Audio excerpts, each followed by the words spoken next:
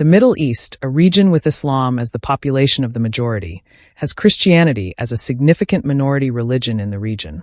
Although Christianity originated in the Middle East, Christians today account for only 10% to 15% of the region's population, a fall from 20% in the first half of the 20th century.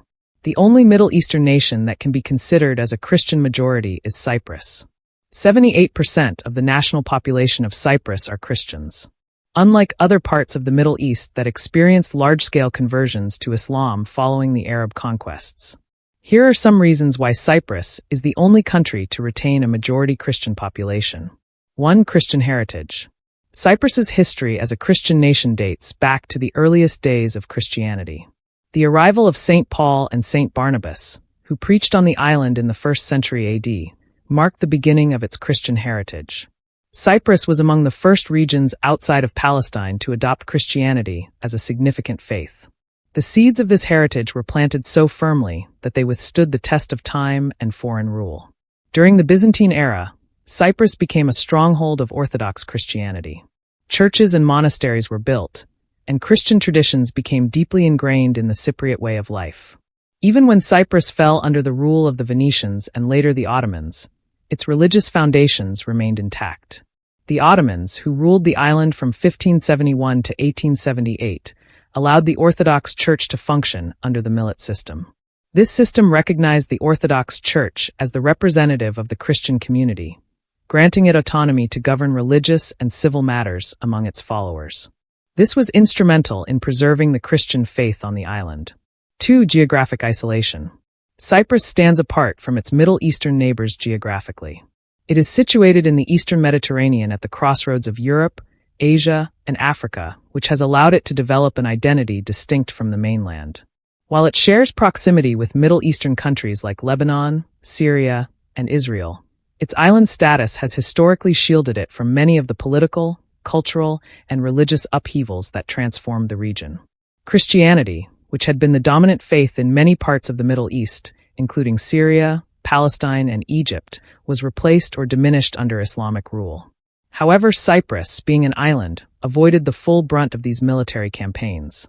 When Islam spread rapidly across the Middle East, North Africa, and parts of Europe, it altered the demographic and religious landscape of these regions.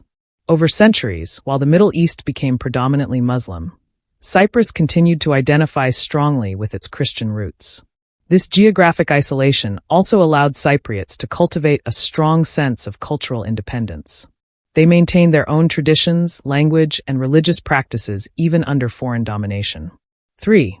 Strong historical ties to the Byzantine Empire. Cyprus's enduring Christian identity can be traced directly to its long-standing relationship with the Byzantine Empire, one of the most influential forces in shaping Eastern Christianity. The Byzantine Empire, often referred to as the Eastern Roman Empire, emerged after the division of the Roman Empire in 395 AD and lasted for more than 1,000 years, with Constantinople, modern-day Istanbul, as its capital. As a province under Byzantine control for centuries, Cyprus was deeply embedded in the empire's political, cultural, and religious framework, leaving a legacy that has shaped the island's identity to this day. By the time of Byzantine rule, Cyprus had already been exposed to Christianity, thanks to the missionary work of Saints Paul and Barnabas in the 1st century. However, the Byzantine administration institutionalized Christianity, making it the central element of the island's identity. The Byzantine Empire declared Christianity its official religion under Emperor Constantine the Great, who also convened the First Council of Nicaea in 325 AD, solidifying the tenets of the faith. During this time, Cyprus became a hub for early Christian thought and practice.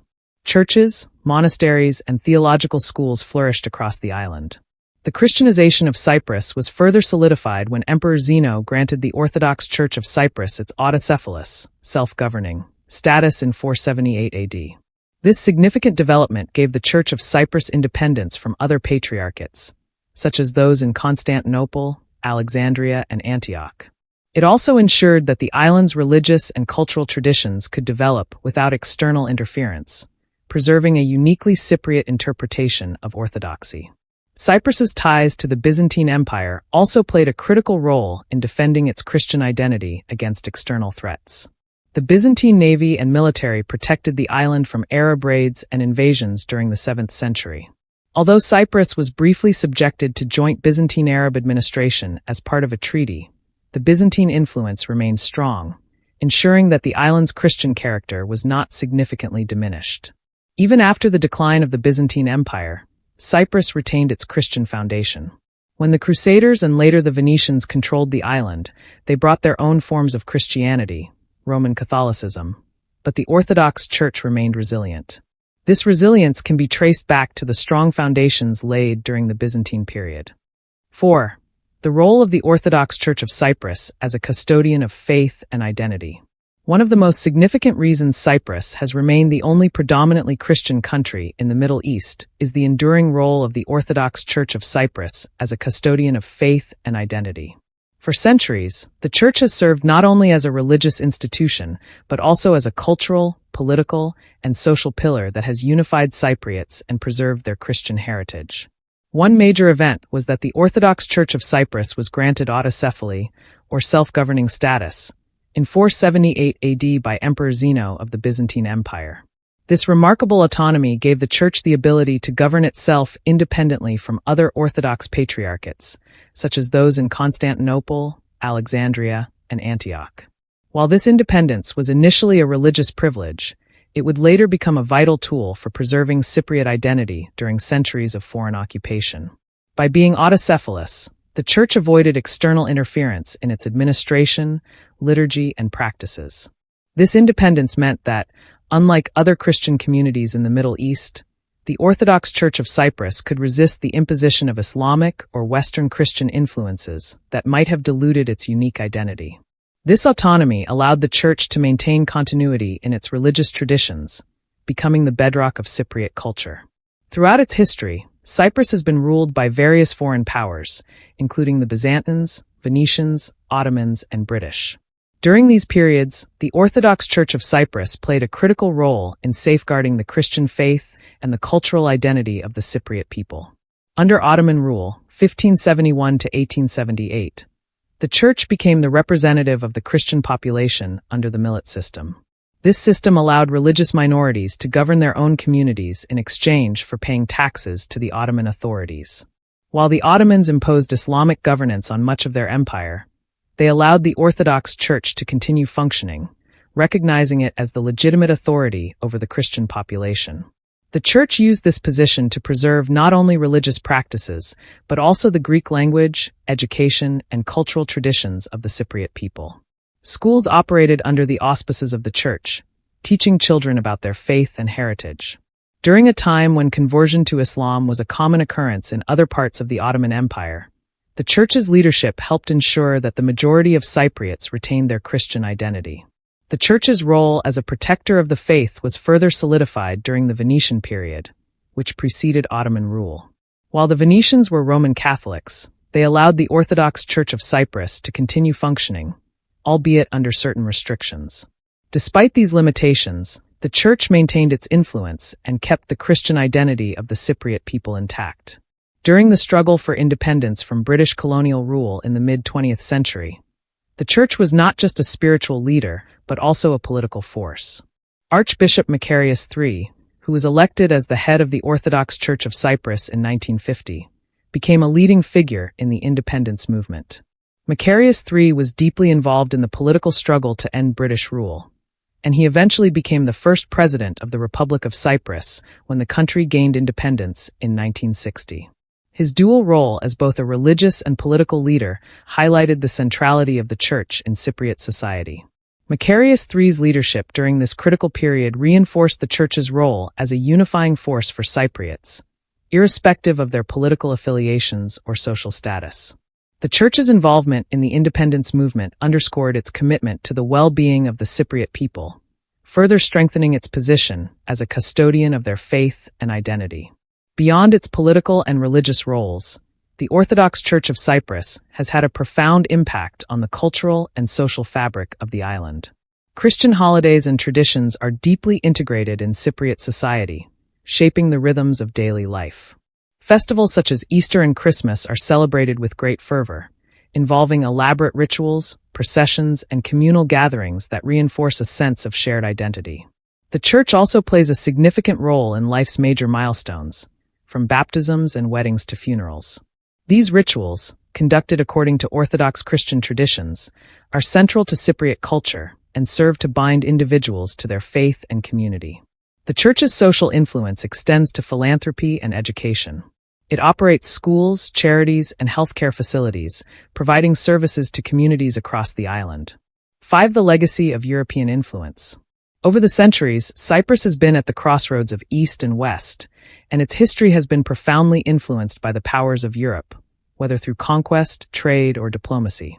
Cyprus's connection to Europe was solidified during the medieval period, particularly through its role in the Crusades and its subsequent rule by Western European powers. In 1191, during the Third Crusade, Richard the Lionheart of England captured Cyprus from the Byzantine Empire. Shortly afterward, he sold the island to the Knights Templar, who in turn sold it to Guy of Lusignan, establishing the Frankish Lusignan dynasty. Under the Lusignans, Cyprus became a Catholic kingdom, aligning itself with Western Christendom. Although the majority of the population remained Greek Orthodox, the Lusignans promoted Latin Christianity, establishing Catholic churches and monasteries across the island. This period of Western rule brought Cyprus into closer contact with Europe, fostering cultural and religious exchange. Even after the fall of the Lusignan dynasty in 1489, when Cyprus came under Venetian control, the island's ties to Europe remained strong. The Venetians fortified the island against Ottoman invasion, constructing impressive defenses such as the walls of Nicosia and the harbor fortifications of Famagusta. The Ottoman conquest of Cyprus in 1571 marked a significant turning point in the island's history. As part of the Ottoman Empire, Cyprus became a predominantly Islamic state, and Christians faced various challenges, including heavy taxation, restrictions on their rights, and occasional persecution. Despite these hardships, the Christian population of Cyprus endured, thanks in part to the resilience of the Orthodox Church and the continued influence of Europe. Throughout the Ottoman period, European powers took a keen interest in the fate of Cyprus.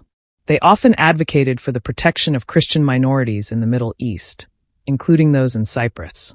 This advocacy provided a measure of external support for the island's Christian population, helping to preserve its identity during centuries of Islamic rule. Cyprus's connection to Europe was further strengthened during the British colonial period, 1878 to 1960. When Britain assumed control of Cyprus in 1878, it brought with it a wave of modernization, including reforms in governance, education, and infrastructure. The British introduced secular institutions and legal systems that provided greater protections for religious minorities, allowing the Christian population to flourish. They also facilitated cultural exchange between Cyprus and Europe, exposing Cypriots to new ideas and movements, including nationalism, which would play a key role in the island's struggle for independence. Despite the challenges posed by the Turkish invasion in 1974 and the subsequent division of the island, the Republic of Cyprus maintained its commitment to democracy, human rights, and cultural preservation. These values resonated with European nations, paving the way for Cyprus to join the European Union in 2004. Today, Cyprus occupies a unique position as a bridge between East and West. Its Christian heritage and European orientation set it apart from its Middle Eastern neighbors, while its geographic location and historical ties to the region give it a distinctive role in fostering dialogue and cooperation.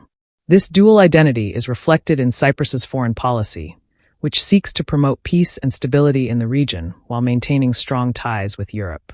As a member of the EU, Cyprus has advocated for the protection of Christian communities in the Middle East, highlighting its commitment to preserving the region's diverse religious and cultural heritage.